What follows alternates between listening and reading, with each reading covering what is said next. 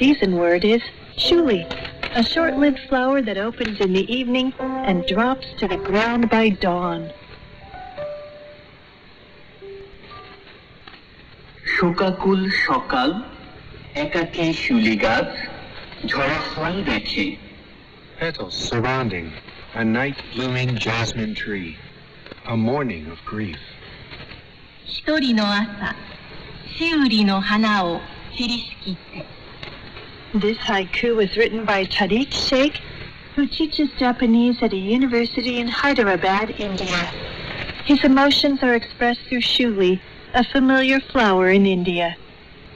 今はコロナ禍でコロナで亡くなられた人が多くて Right now, there are so many people dying in the pandemic. Many people around me have died. Tariq says, in the morning, the shuli tree looks as though it is grieving for the fallen flowers. How did Mayuzumi interpret this poem?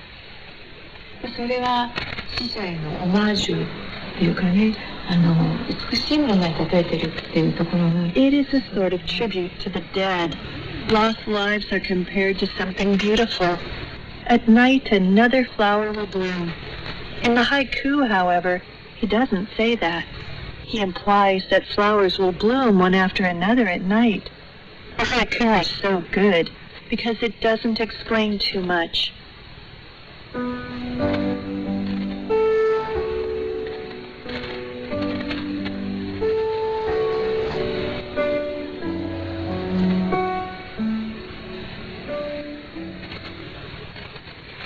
From Myanmar, an ethics teacher conveyed her thoughts for children in haiku.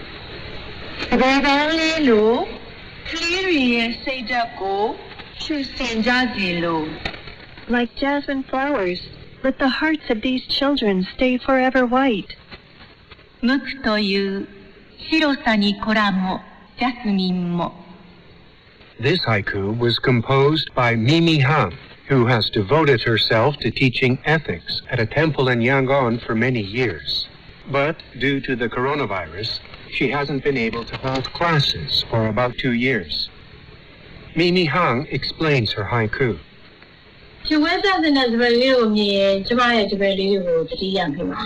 When I see the white jasmine flowers, I think of the faces of my students with their pure hearts.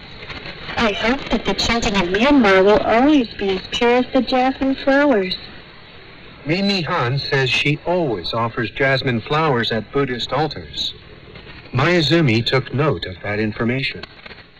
ジャスミンの花が仏教の祭壇とかそういうのにお供えする花だっていうことを思うと、Considering the fact that jasmine is a sacred flower that is offered at Buddhist altars, I feel a very deep prayer is suggested between the lines. Thinking of the current situation in Myanmar, I may be reading too much into the poem, but I feel the prayer resonating deeply in my heart. And finally, we read a haiku written in Russian. Maria Prohorova is a student from Moscow who lives in Japan. Due to the pandemic, she hasn't been able to return home for 2 years. She composed a haiku about a flower in her homeland. Ёжатся астры под утренним инеем.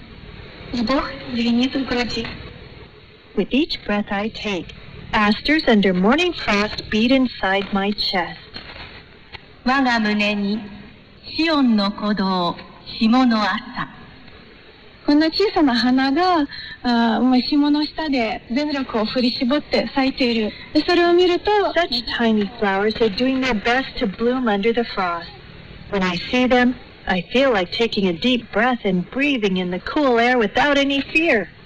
Maria is studying Japanese and Russian literature at a university in Tokyo. Away from home and feeling lonely, she talks with her mother, Victoria, on SNS almost every day.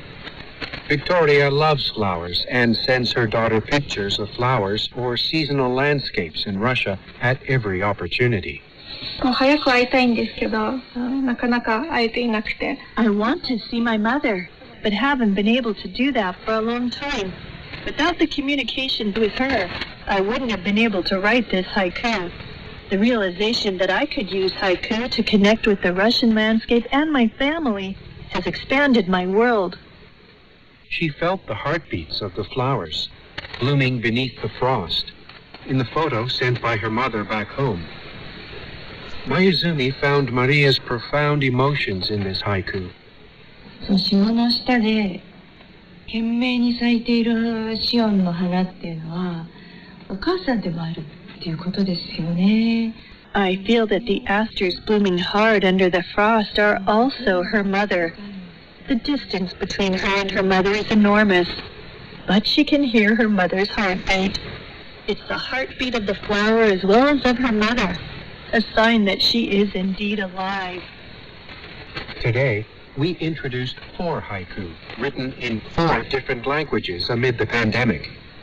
In this project, many people transcended language barriers and wrote haiku about lives. We asked Mayuzumi, who encouraged people around the world to compose haiku, about her impression. 共有する思い、核になるもの、真実。なんかそういうものが共有できれば、 It was a major discovery that we can easily overcome language barriers if we share feelings or have something in common at the core, like truth. Haiku is a poetry that captures moments. We write haiku about living things that shine in each moment. By exchanging haiku with people in different countries, we can appreciate those precious moments together.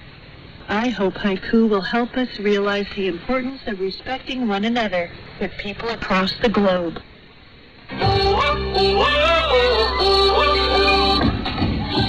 In this episode, we read haiku on the theme of life from various countries with the haiku poet Mayuzumi Madoka, who encouraged people fighting the pandemic to compose haiku.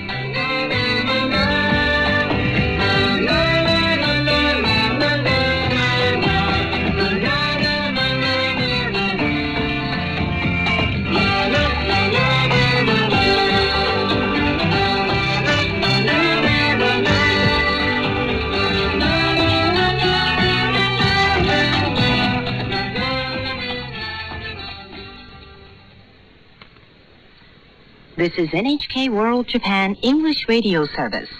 Here's a frequency notice. The broadcast at 4:30 UTC from Monday through Friday and 5 hours UTC on Saturday and Sunday for South Africa is on 7.355 megahertz. Once again, that's 7.355 megahertz. The broadcast at 14 hours UTC for Southeast Asia is on 11.815 megahertz. Once again, that's 11.815 megahertz. For more details of our broadcast schedules, please check our website at nhk.jp/rj. That's nhk.jp/rj. We're always pleased to receive your comments and suggestions via mail or through our website.